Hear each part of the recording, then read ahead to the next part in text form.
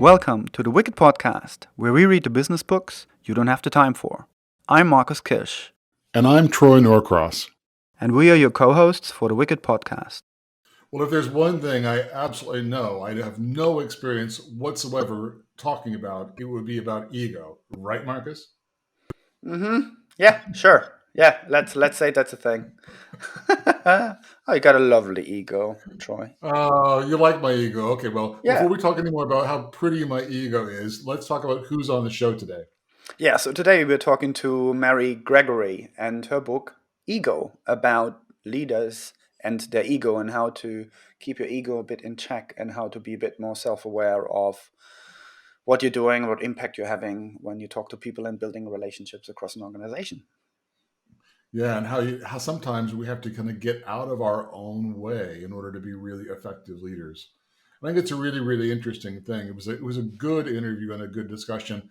And as I said during the interview, there were a couple of points that might even hit a little too close to home for my own personal liking. But my two takeaways from today were, number one, you don't have to change everything overnight. If you can even start making small changes and start doing the right thing more often than not, it's progress. And it will indeed hopefully spread across the entire organization. And the other one, she talks about how some organizations act like psychopaths, where you can work for a psychopathic organization, but you don't have to be a psychopath. You can still be an empathetic leader and build proper organizations. And there is indeed a glimmer of hope that organizations are changing. But enough about my takeaways. What about you? Yeah, so I liked the way she responded to or answered the question when we talked about losing power. Because one of the themes we picked up a lot when we talk about self-organization, teal organizations, then we're talking about a massive shift in governance, which I think we really need because the problems are getting more complex. We need more people who work on the same problem. And leaders and even small groups of leaders will not have enough information brought together in order to really make a decision. So they're becoming less decisions makers, meaning they have to lose power, as some people might refer to, in order to get things done and make quicker decisions. Now, the way she phrased it was actually quite nice because she said you're extending power, you're not necessarily losing power. I think that is one way to have a better narrative about it that is less describes the fear of losing power, because basically you're getting things done better because you're enabling the teams to make decisions. And thinking about it as extending power, I found quite nice and a good way to communicate that. I quite like that. Great. Well, before we talk any more about our own egos and how much smart we are at our insights, why don't we do something like, I don't know, go to the interview? Yes, let's be less smart and go to the interview.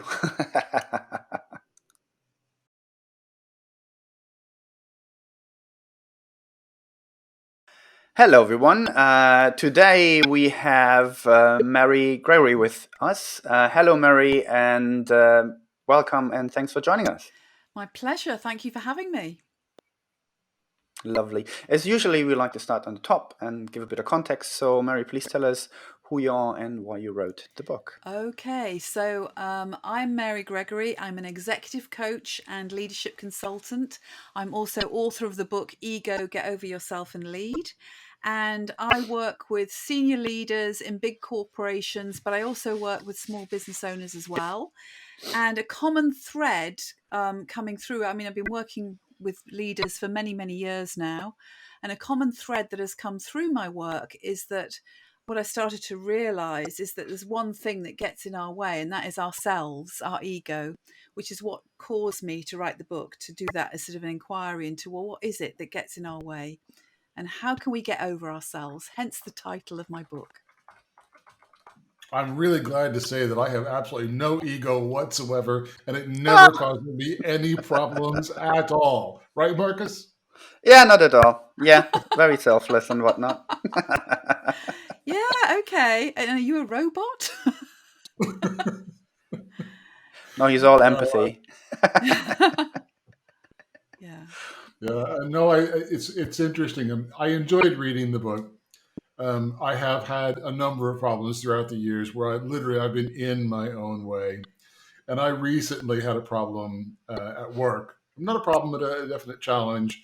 And looking back on the whole thing, it was absolutely my ego getting in the way. So there was a bit of painful reflection as I was reading your particular book, saying, they would say the book comes into place when you need it. And I would have to say I probably needed your book at about that point in Oh, time. well, that's But great to anyway, know. let me hand over back to Marcus, and we'll see if we can get on with some of the questions. Okay. Oh yeah, sure. Yeah. I guess we're gonna talk about some of those moments for sure, because I got a few lined up for that as well.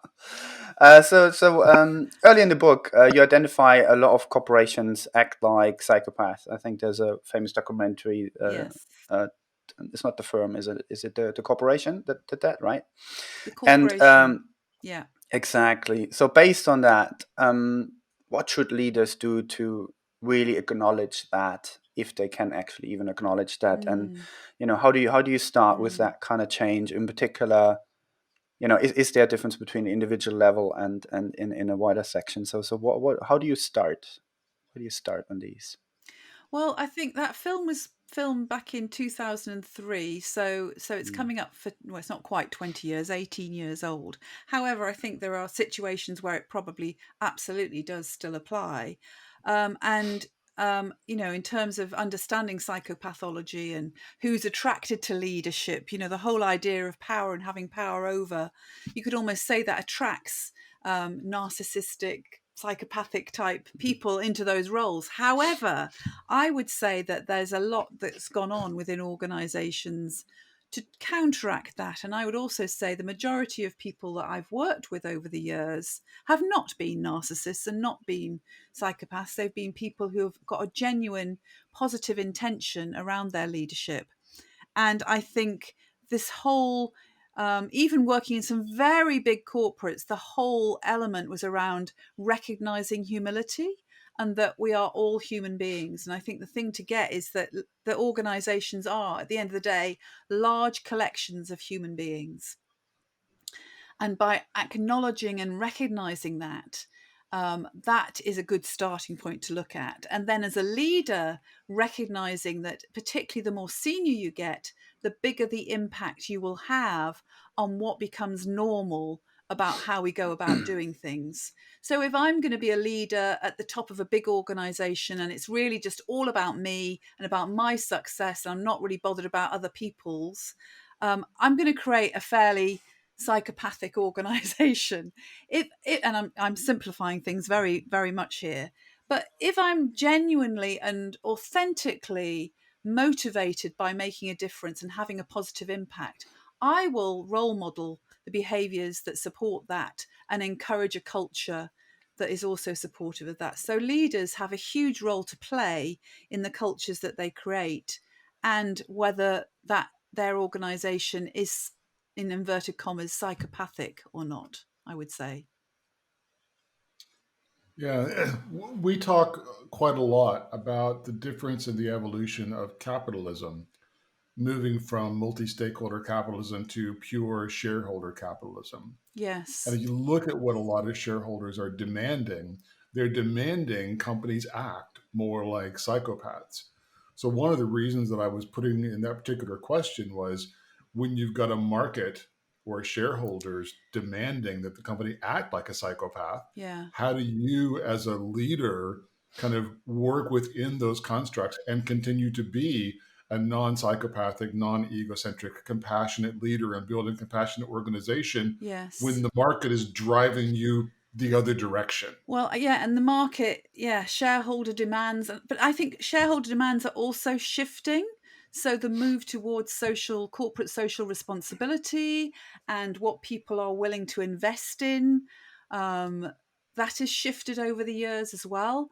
So, but having said that, I personally have I've worked within organisations who are given by their shareholders, and it is frustrating because it's the short term thinking that is particularly frustrating, because they want a return on investment so immediately, and yet return on investment is often a lot Hmm. longer term than that, particularly if you're thinking more holistically. from the impact on your community, society, the planet, for example, and the people that are working within you, within the organization too. So it's not, for me, that is not an easy question to suddenly say, here's the answer. It is about keeping responding to shareholders' demands, but noticing that their demands are shifting as well. And the more that we can become aware as a society that we need to look after the planet. I can tell where my agenda comes from. We need to look after the planet because none of us are going to be here in the future if we don't. The more shareholders can make demands. I mean, I do know of organisations where shareholders have demanded their CEO leave because their CEO isn't acting with integrity, for example. So shareholders can make a positive difference as well as not always appearing to make a positive difference. And I'm glad to see that general shift, and it's a trend that we want to see more of, Yes. where you consider not just the shareholder, but also the employees and the customers and society at large, Yeah. i.e., taxes and the environment, Yes. and multi-stakeholder capitalism. Yes. But Yes. moving on in our questions, or we're going to talk about this for the rest of the time here, and we don't want to do that. You make a really interesting analogy about training for an athlete versus training for an executive. Yes. Can you say some more about that? Yes. So the comparison is about the fact that both are human beings, but both are out to win. You could say in that respect. However, I think the whole relationship with competition for an executive is different to the relationship with competition for an athlete. If you're an athlete who's like a solo athlete, like a tennis player, for example, you're out there to win that game. If you're a team athlete, you can't afford to be just out there to win for yourself. You have to win for the team. And in the UK we have we have football or soccer, and if you've got a football player who wants to hog the ball all the time, that is not going to work. Similarly, in an organization, we need executives. As a leader, you can't do it all on your own. You've got to engage with other people. So that's why I think ego is, being aware of your ego and how you're impacting other people, how you're managing yourself and managing your relationships makes such a difference. And underpinning that is how you care for yourself. So for an athlete to be at the top of their game, they have to take care of themselves. They've got to eat the right foods. They've got to get enough sleep. They've got to be doing the right sort of training. I would say for executives, it's similar. They've got to make sure that they take care of their well-being, that they are building constantly on their awareness and their understanding of their impact and other people and the dynamics that are going on around them. All of that training and development is really, really important. So I see some real similarities and I see some massive differences as well. So when you say that, and there's a couple of things there I want to pick up, apart from the fact that I think we're going to be talking a lot about winning itself in a few weeks' time with Kath Bishop, who is an Olympian, and she talks a lot about winning and leadership in her book. When we look at something like building relationships as a leader, we likely want to talk about empathy. And there's other themes as well that are similar to that when I say, enabling leadership or servant leadership styles that all go in the same direction. By experience, and I've seen this often happening, there seems to be what some people call often sort of the air sandwich between senior leadership and the teams and people who work in a company. And apart from a couple of town square meetings where some questions by a few can be answered, often there's a big gap, especially in bigger corporations, through hierarchy, just because there's thousands of people. You can't have one-to-one relationships with everyone. I see a lot of leaders suffering, and I also see them through management layers sometimes. They just don't get actually the knowledge, the information, and can build certain relationships to knowing what's going on further down the hierarchy. Yes. How, when that's the case, to bring in empathy and say, I actually want to listen more to people and build these relationships, what do you see in terms of value recognized for leadership in the context they're sitting in particular? How is that working out? Is that recognized enough? Is it not? Is it a struggle to bring that in as a value? Or what do you see there when you talk to leadership like that? So I've worked in organisations where I can think of one particular large corporate I worked with where they were their leadership development was second to none in terms of it's all about how you relate to others. It's all about making sure you take people with you. And their leaders that went through their programs absolutely got that. And at the end of it, were going out there saying, yeah, this is what it's all about. And there was that disconnect that I think you're describing, that when they actually got out there, the culture kind of grabbed them back into status quo almost. So it's about what can you put in place within the organization that is going to enable that positive change. It's not just about giving people the capability. And people, the leaders that went on these programs felt freed by the fact this is what it's all about. But then they got back into the culture and suddenly it wasn't what it was all about again. Yeah. So there's something about what can you put in place in the organization, and there is something about what's measured gets done. So making sure that Yeah. within the organization there are behavioral objectives that link into how are you leading your people, and what are the quality of the conversations you're having with your people, how are you supporting your people to grow and to develop their behaviors, as well as how you're growing and developing your own. And I can think of an organization I'm working with at the moment who are spending a lot of time, they've invested a huge amount of time and money in supporting their leaders to be able to performance manage their people from a much more viewpoint of growth and development, rather than it's all about giving you a reward at the end of the year. It's actually supporting that integrated approach where you have daily conversations, or as appropriate, around people's development, not just at the end of the year or the half year review, as it were. And I see that happening, within big corporations today, which is absolutely one way to make sure that it gets embedded into the organization, and leaders are measured against their behavior from that perspective. Does that answer your And I think question? it's really important always to That's have objectives that kind of line up to actual actions. And that's something that we talk about a lot, because when the objectives don't line up to the outcomes, things get disconnected. Yes. There's also Um, something there, Troy, around I'm interested in this, around deliberately developmental leadership, which is mhm. the work of Robert Keegan.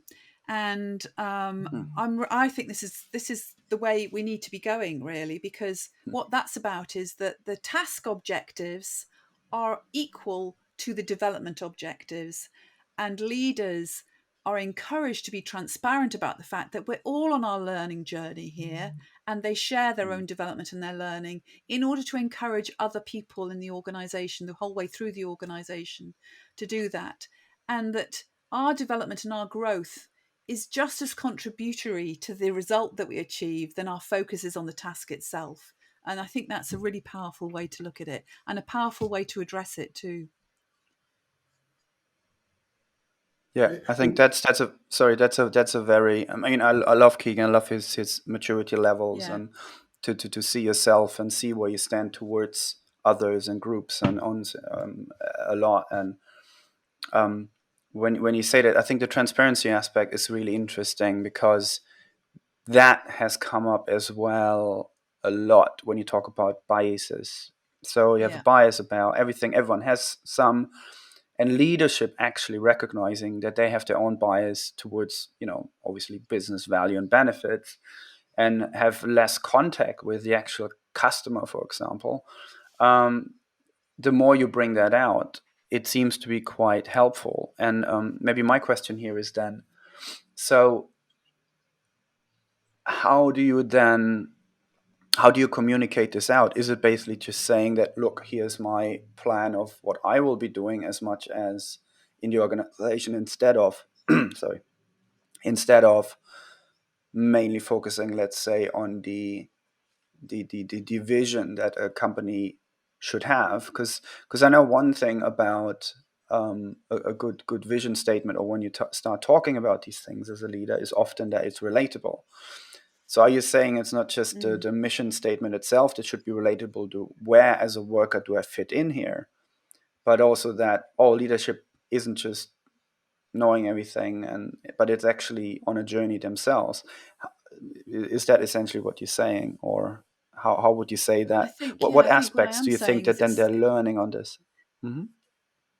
I think there's something around we are all on a journey, and I'm not sure whether we ever arrive. And I don't take issue to that. I think that's okay, because we achieve things along the way, and we might achieve some surprising things that we weren't expecting along the Yeah. way as well.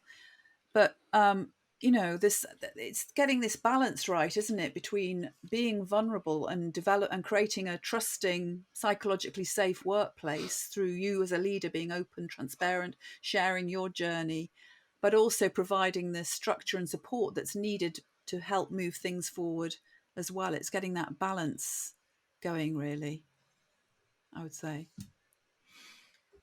So, kind of moving on in a similar vein and going back all at the same time, you talked about integrity, Yes. and people kind of abuse the word or misunderstand the word integrity. Integrity is a personal action integrity versus integrity, and I think you actually made the analogy of integrity of a chair. It's got Yes. structural integrity. And I look at some organizations like McDonald's and Ryanair and Facebook, and they're doing some things with lots of extended consequences over which they really don't care.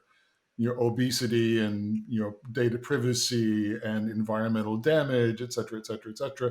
And yet the people have to maintain their own sense of personal integrity. And I think that causes potentially a conflict between what the organization wants to do and what they want to do as people.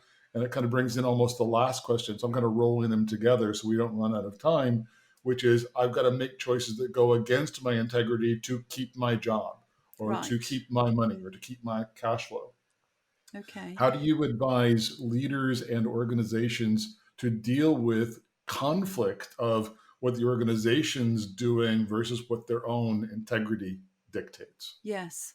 So I'd love to talk to you more about McDonald's, because I have worked with McDonald's and I actually think they're a great, certainly here in the UK, the story is amazing in terms of how they've turned things around to address integrity I could issues. have very outdated. I could have very outdated information. So Yeah. this is not intended to be just a Yeah. slam on McDonald's, Yeah. but you understand the general Well, principle. I do it. Yeah, I do. Um, Although I would want to say good things about McDonald's, because having worked with them, I've seen how they have a lot of integrity. And in the UK, we had a horse meat scandal here, and the McDonald's came out. Well, they weren't even mentioned in the press, which is a good sign, Mm. because their actual the way they look after their product and what they deliver is exceptional. Actually, even though people might say, oh, it's just a burger down the road, but they have tons of integrity, I would say, as an organisation. They do an awful lot as well for the community and for training apprentices and things as well. So there's lots of things that they've turned around since all the trouble they had in the 80s, really. But to your question about how do you keep your integrity when you're in a job maybe that you hate, or you're in a job where you're being asked to toe the line on something that you don't necessarily agree with, my response to that is we always have a choice.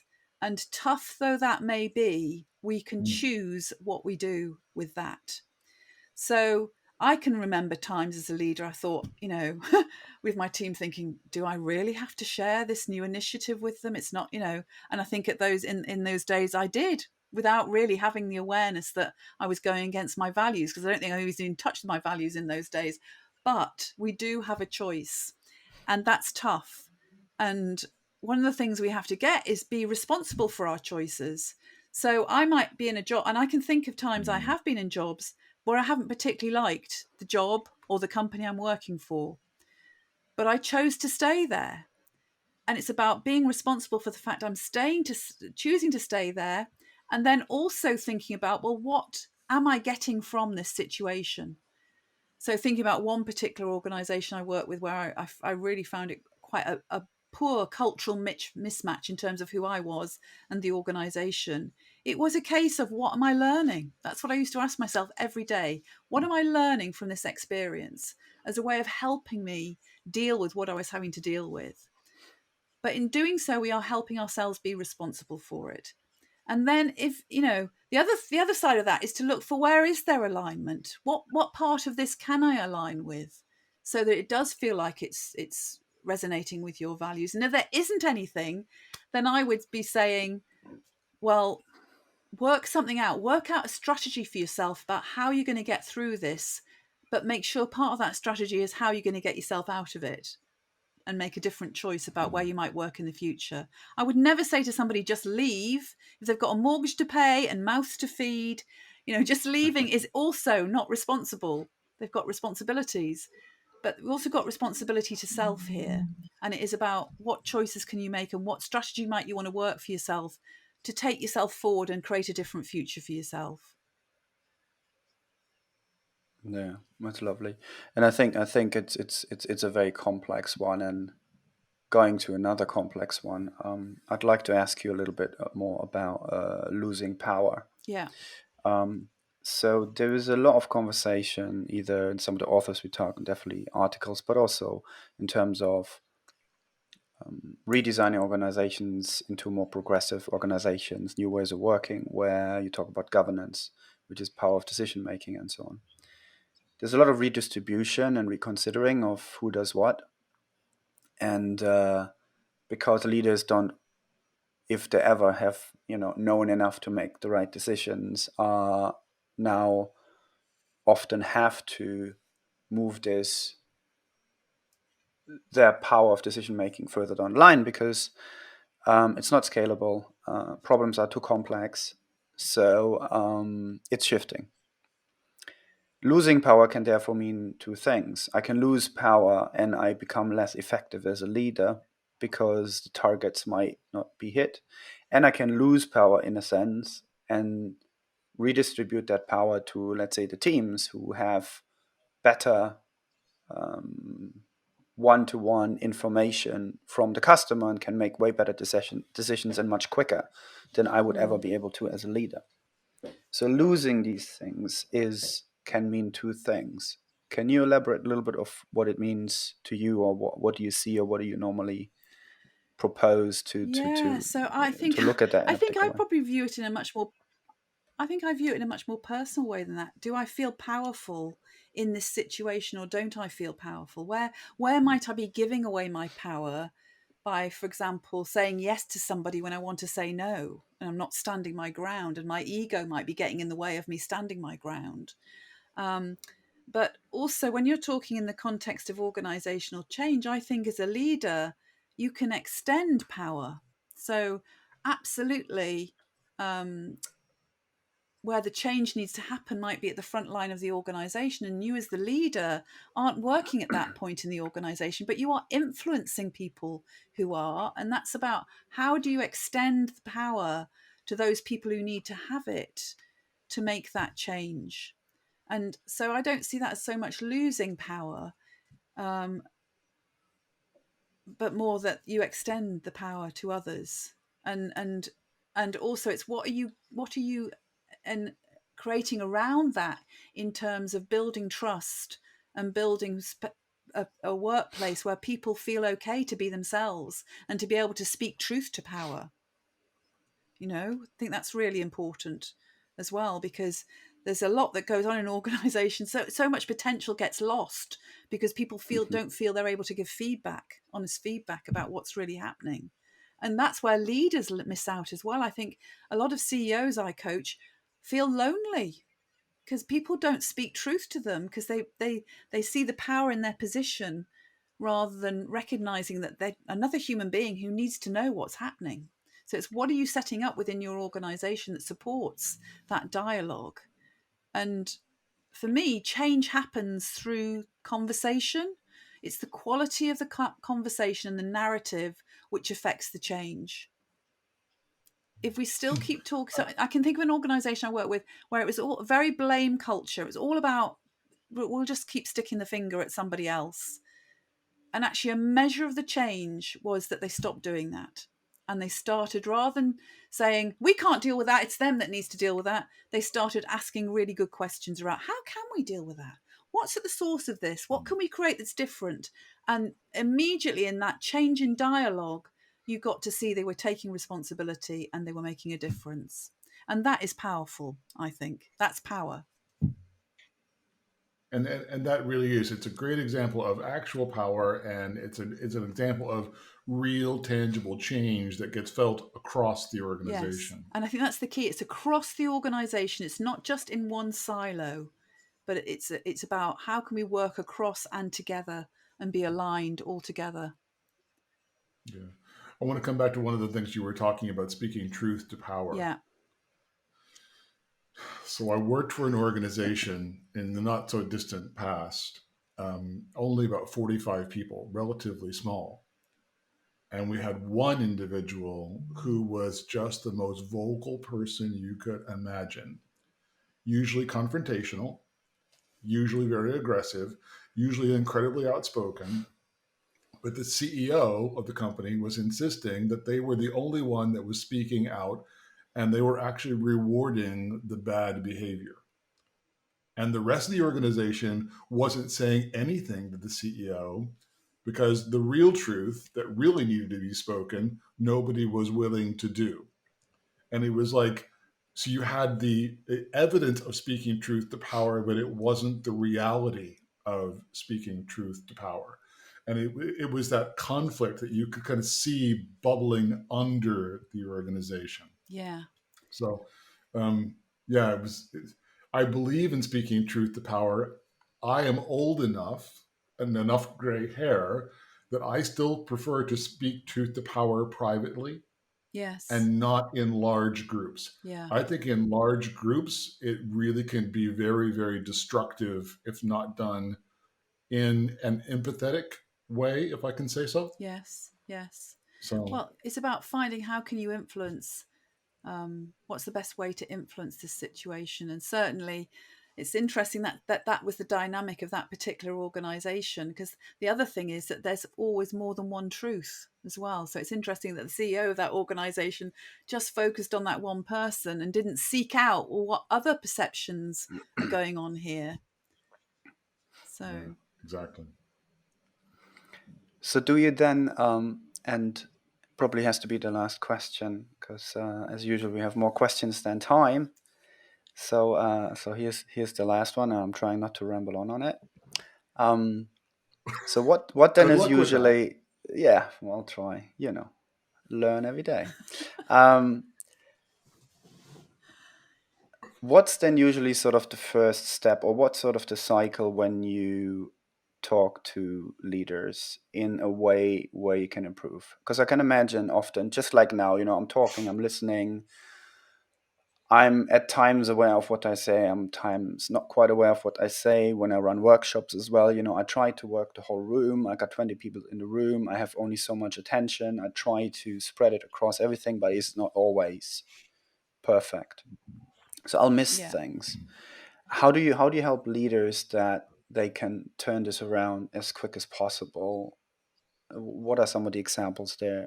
How do you do this, to be a bit more specific? Is this in terms of changing behavior? How do you get a leader to Yes. change their behavior? Mm-hmm. Yeah. So, I mean, for me, in any behavior change, but this is with an individual, it's about helping people be in touch with what is the impact of their behavior. Because I think often if people aren't aware of that, they don't know, there's no reason for them to change. And it's that almost excruciating moment where you realize, God, is that really having, is me doing that really having that effect?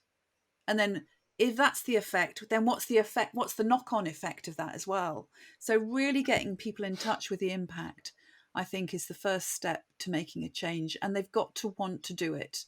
There's no point, even, as a coach, I wouldn't work with someone who I thought was uncoachable. They've got to be willing to want to make that change in the first place and have enough emotional investment in making it.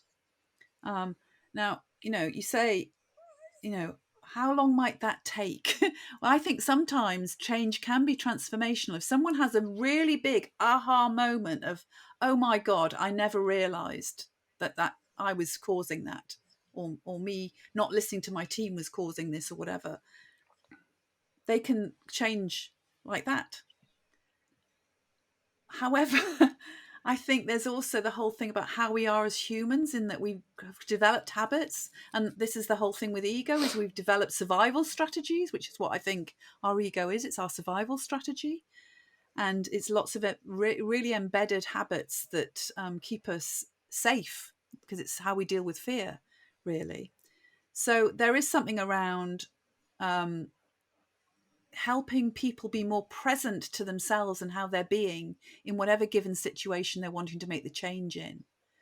And when you're more present, that's when you've got a greater chance of making a different choice to how you might have made in the past.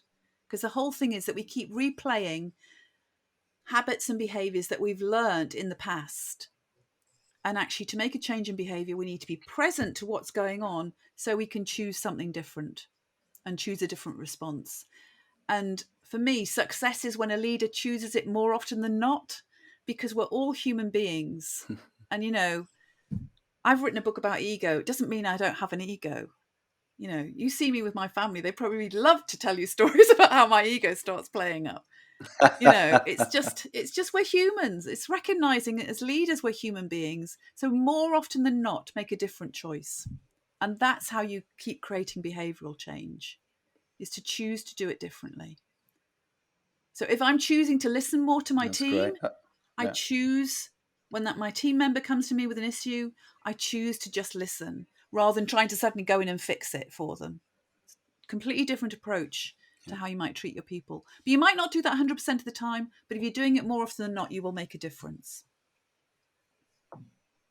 Yeah, that's lovely. And I think there's a lot I definitely recognize. And I'm doing a bit of a wrap up here because of the time, but I think there's a lot of very reflective aspects in the book. Surely for me, and Troy mentioned that at the beginning as well.